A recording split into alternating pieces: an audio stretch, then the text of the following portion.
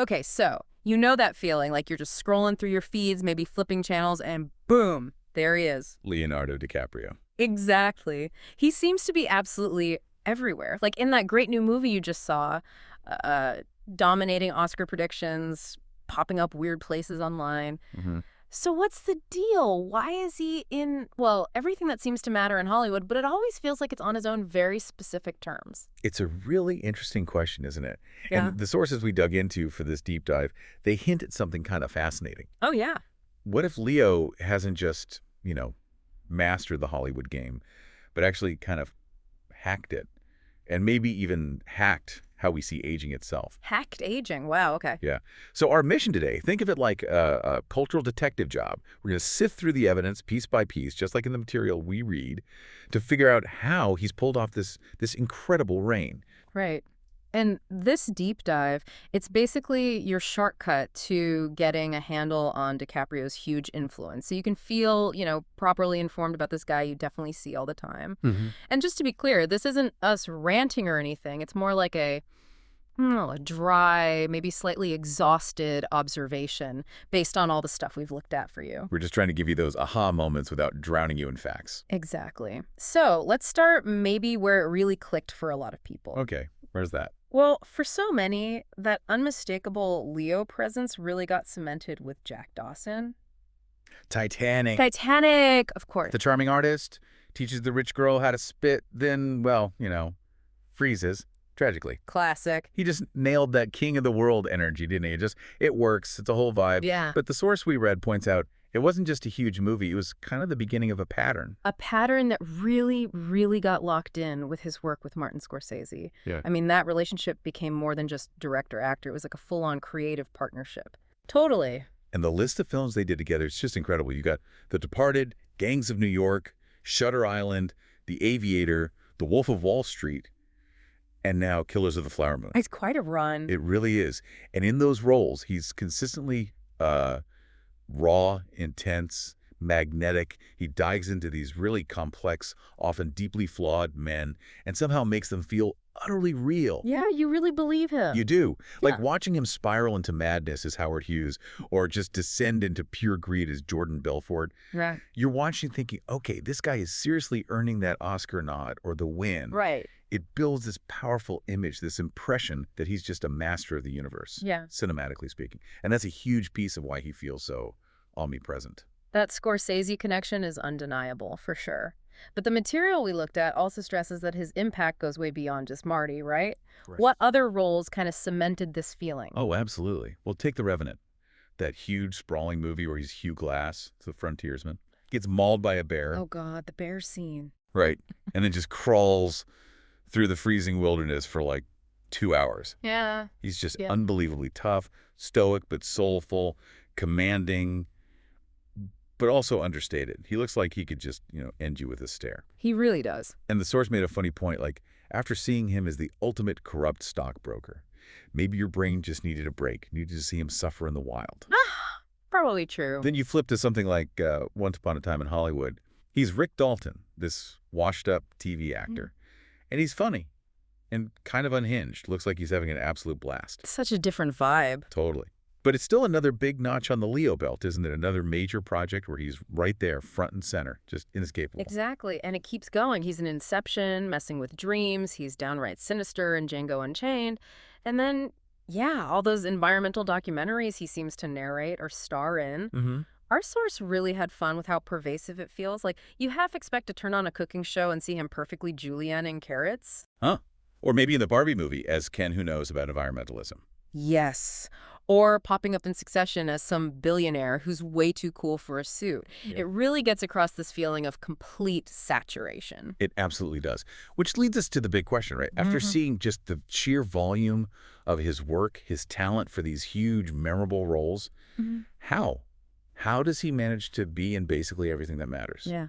What's the secret sauce? Yeah, what is the secret? Well, the sources we look at, they don't just describe it, they really try to break it down, almost like studying a rare species, Okay, lay it on us. Okay, reason number one, and this is maybe the most obvious, but it has to be said, he's good. Really, really good. Can't argue there. His range is just phenomenal. Drama, action, historical epics, comedies. He does it all. He can cry on cue, nail a deadpan joke, or just stare off into the distance like he's contemplated the secrets of the universe. Exactly. And directors, the material suggests, they absolutely love him because he's somehow both a blank slate they can project onto, but also a firecracker who brings intense energy. Whatever the part needs, he delivers. Makes sense. What's next? Second, he's just likable. Yeah. And not in that fake, overly polished PR way. Right, not manufactured. No, more like I'd probably hang out with that guy if he wasn't, globally famous kind of charm. It's elusive, but it makes you root for him, even when he's playing someone awful, like a manipulative villain or some brooding genius. Okay, so talent, likability. What's the third piece? The third piece is how perfectly he seems to fit the culture right now. Leo feels like the ideal star for the 2020s, doesn't he? He's got that mix of being a little mysterious, a little rugged. And very eco-conscious. Very eco-conscious, exactly. And crucially, he's not plastering his life all over social media every 5 seconds. He's not starting weird Twitter feuds. Refreshing, actually. It is. He basically lets his work and his environmental causes do the talking. And Hollywood loves that.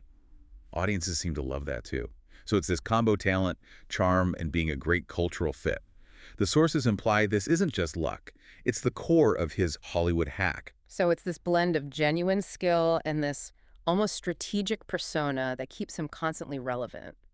Which I guess brings us to maybe the ultimate hack, the one everyone whispers about, the one that's got nothing to do with movies. Yes. That pattern. The statistical certainty, as one source put it, that he's pretty much only ever seen publicly with women who are still in their very early 20s. Yeah, that one. And the source highlights this truly wild detail. Apparently, many of them were likely born right around the time Titanic came out. Ooh, that's specific. It is. And maybe the weirdest part, as the material points out, he's not even annoying about it. Yeah. Like if he were constantly posting couple selfies and gushing online, you could at least roll your eyes. Right, it would be something to react to. Exactly. But he's not. He's quiet. He's professional about his public image. He just seems to be living his life, collecting huge paychecks, gathering awards, and cycling through a series of remarkably young partners. While the rest of us just wonder how one guy can be in everything important and seemingly never age himself. Pretty much.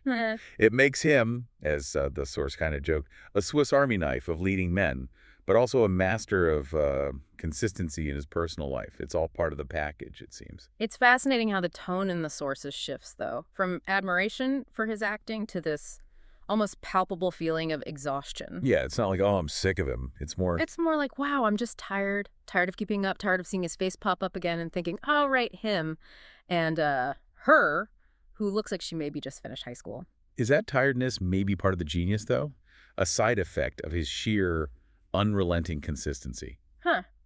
That's an interesting thought. Maybe it's not really his fault at all. Well, maybe it's Hollywood's fault, right? They're the ones who seem to have decided he's the guy. The chosen one who can carry any franchise, any indie film, any party yacht that needs a celebrity boost. Or maybe it's simpler. Maybe he's just like ridiculously good at auditions, and his dating life is just another role he commits to with terrifying dedication. Could be. The material doesn't really give us a final answer. Yeah. And honestly, after wading through all of it, you kind of get the feeling you don't even have the energy to keep asking. Yeah, it's like, okay, he won. He's not just a movie star anymore. He's like an entire entertainment ecosystem. And we're all just sort of living in his wake. So, yeah, there you have it. The pervasive, almost unavoidable reign of Leonardo DiCaprio. He's somehow infiltrated every single corner of your entertainment world, possibly without you even noticing until it was, like, way too late. And here's maybe a final thought to chew on, something the sources hinted at. Even with that feeling of saturation, that sense of being kind of tired by his omnipresence and those consistent patterns, there's still this feeling of surrender. Like you'll probably still watch his next movie and the one after that, including, maybe, the speculative Leo, the documentary, narrated by Leo, starring Leo, directed by Leo. With a special cameo from Leo as himself. Naturally.